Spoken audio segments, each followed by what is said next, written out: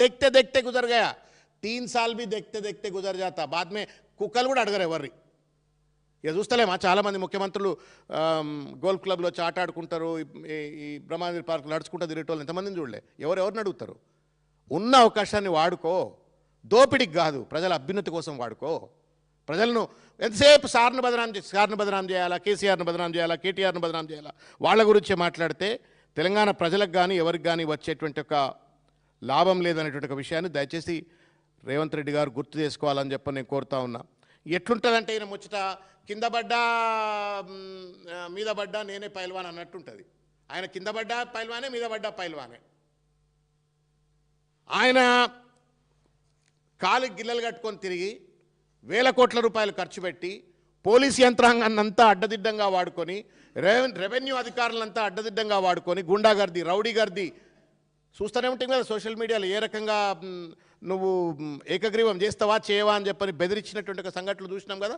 గన్ని రకాలు చేయంగా ఓ కొండంత రాగం తీస్తే ఆయన గాడిదిపాట వాడినట్టుగా ఆయన గెలిచింది not even 50%. Not even 50%. Ruling పార్టీలో ఉన్నవాడు ఇంకా 3 ఏళ్ళ అధికారంలో ఉన్న తర్వాత, ప్లీజ్ అండర్స్టాండ్, రూలింగ్ పార్టీలో ఉండి ఇంకా 3 ఏళ్ళ అధికారంలో ఉండగా నా 50% గ్రామ పంచాయతీలే నేను గెలిచి జబ్బలు దరుచుకొని నేను ఏదో గొప్ప గెలిచినా అని చెప్పని ఆయనకు జబ్బలు గీసుకుంటే బొక్క బోర్ల పడతారు రేవంత్ రెడ్డి గారు. It is a indirect slab on the face of Revanth Reddy. ఇటువంటి స్థానిక సంస్థల్లో సర్పంచ్ ఎన్నికల్లో ప్రభుత్వంలో ఉన్నటువంటి వాళ్ళు ఒక నిజంగానే బలం ఉన్నట్టయితే, ప్రజాదరణ ఉన్నట్టయితే 90% సీట్లు గెలవాలా, 90% సీట్లు గెలవాలా.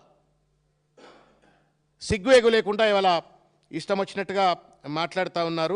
ప్రజలు తిరస్కరించినారు. రైతు బంధు విషయంలో కానీ, లేకపోతే రైతు బీమా విషయంలో కానీ, రైతు రుణమాఫీ విషయంలో కానీ, మహాలక్ష్మి పథకాన్ని అమలు చేయకపోవడం విషయంలో కానీ, 4000 రూపాయల పెన్షన్ ఇవ్వకపోవడంలో కానీ, దానికి తోడు పెద్ద ఎత్తున దోపిడీకి పాల్పడుతూ ఉన్నాడు.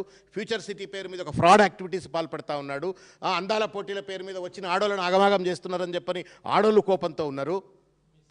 మిస్ వరల్డ్ పేరు మీద, తర్వాత ఇవాళ మెస్సీ పేరు మీద ఎంత పెద్ద మెస్ చేసిండు, ఎంత పెద్ద ఆగమాగం. అటు మనవాడిని పేరు, I don't want to take anybody's name, చిన్నపిల్లల పేర్లు ఎందుకు కానీ, నువ్వు మనవాడు తాత మనవాడు ఆడుకోవడం కోసం 200 కోట్లు ఖర్చు పెడతారండి ముఖ్యమంత్రి.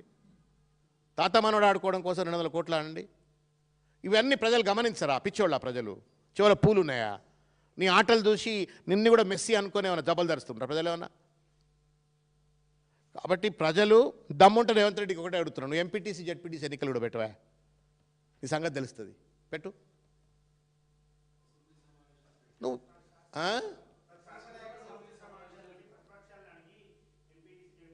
ఇదేమన్నా అడిగి పెట్టినావు? మరే ఇదేమన్నా అడిగి పెట్టినావు?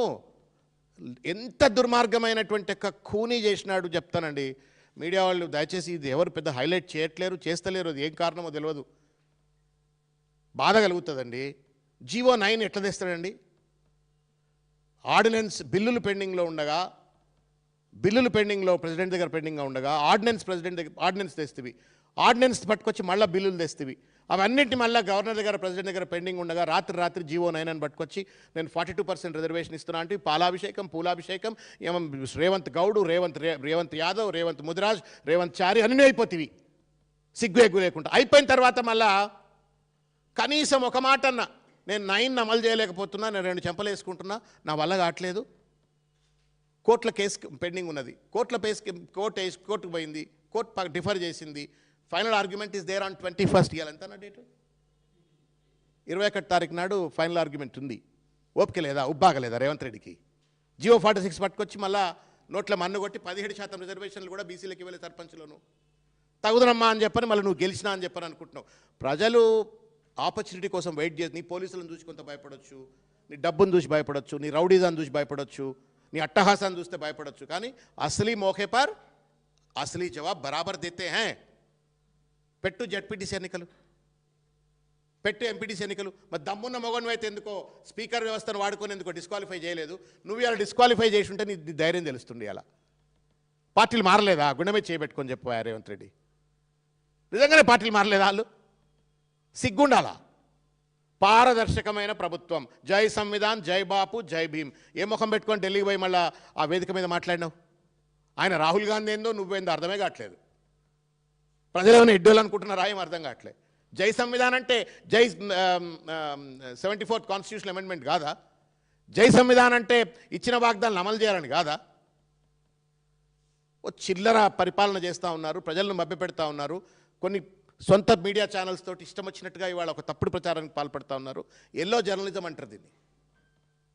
I'm not political yellow journalism అంటలే, ఎల్లో జర్నలిజం అని చామ్స్కీ అంటాడు. థాట్ పోలీసింగ్ ఇది. చేస్తున్న తప్పిదాన్ని కప్పిపుచ్చుకోవడం కోసం చేసే చిల్లర ప్రయత్నం.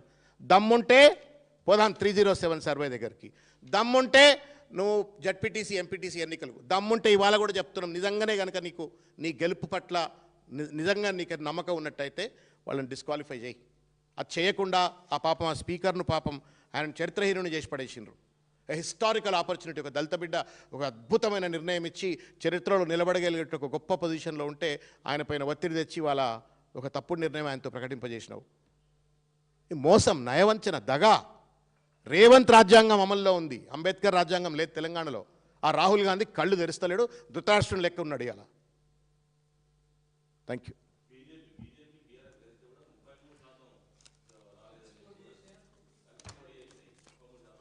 అన్న ఇక ఇప్పుడు ఏం చెప్పాలి, నేను ఒక్క అబద్ధం ఆడుతానికి ఒక సమాధానం చెప్పొచ్చు, 2 అబద్ధాలు ఆడుతానికి 2 సమాధానం చెప్పొచ్చు, 3 అబద్ధాలు ఆడితే 3 చెప్పొచ్చు. ఇప్పుడు పొద్దున్నే అబద్ధాలు ఆడితే ఏం చెప్తాం? ప్రతి సెకండ్ అబద్ధాలు ఆడితే ఏం చెప్పమే? సిగ్గే గుండొద్దండి, మీకు తెలియదా అన్న? రేవంత్ రెడ్డిని అధికారంలోకి రావడం కోసం